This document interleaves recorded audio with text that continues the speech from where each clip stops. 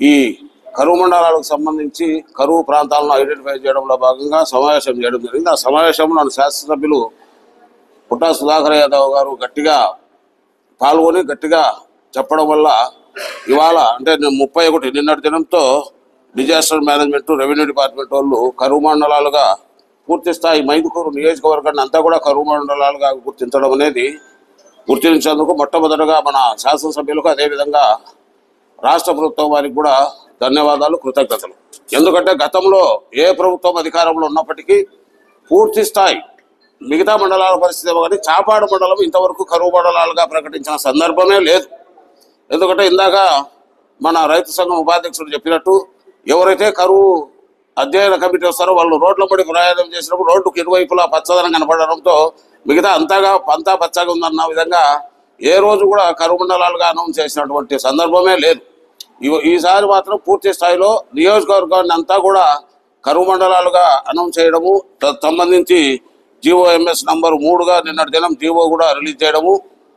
ఇందులో దాదాపు 6 జిల్లాలకు సంబంధించి కొన్ని మండలాలు పూర్తి స్థాయి కరువు ప్రాంతాలు గాను మిగతా వాటిని కొంటేను పాక్షికంగా కూడా అనౌన్స్ చేస్తూ జీవో రిలీజ్ చేయడం జరిగింది. ముఖ్యంగా ఏంటంటే రైతులు మనకు వ్యవసాయంలో 2 సీజన్లు ఉంటాయి, ఖరీఫ్, రబీ.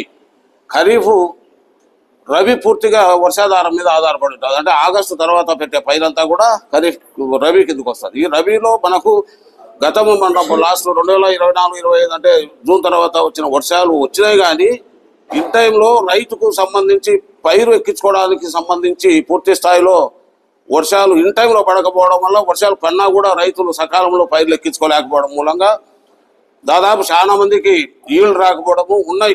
కొంత 2 రకాలుగా పైర్లు పెట్టడం జరిగింది. అంటే మొదట దఫా పడిన వర్షాలకు సంబంధించి పెట్టే వాళ్ళ పైర్లు ఒక రకంగా, రెండో దఫా పడిన వర్షాలకు సంబంధించి రైతులు పెట్టే పైర్లు ఒక రకంగా ఈల్డ్ వచ్చే పరిస్థితి కనబడతా ఉంది.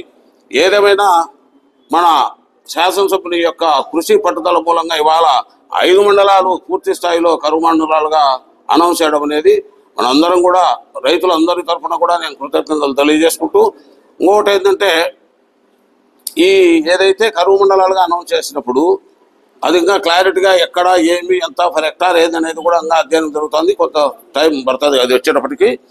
మొన్న రబీలో ఎవరైతే పైరెక్కించారో పొలం వాళ్ళందరికీ కూడా మన బీఆర్కే ఉంది కదా, ఆర్బీకే కేంద్రాల్లో దాదాపు పంట నమోదు ప్రక్రియ పూర్తి చేయడం జరిగింది. ఎందుకంటే ఈ సచివాలయ వ్యవస్థలో ఆర్బీకే కేంద్రాలు ఫుల్ ఫ్లెడ్జ్డ్గా పూర్తి స్థాయిలో పనిచేయడం వల్ల రైతులు పైరు పెట్టే ఏ ఒక్క రైతు నష్టపోవడానికి వీల్లేని అవకాశం.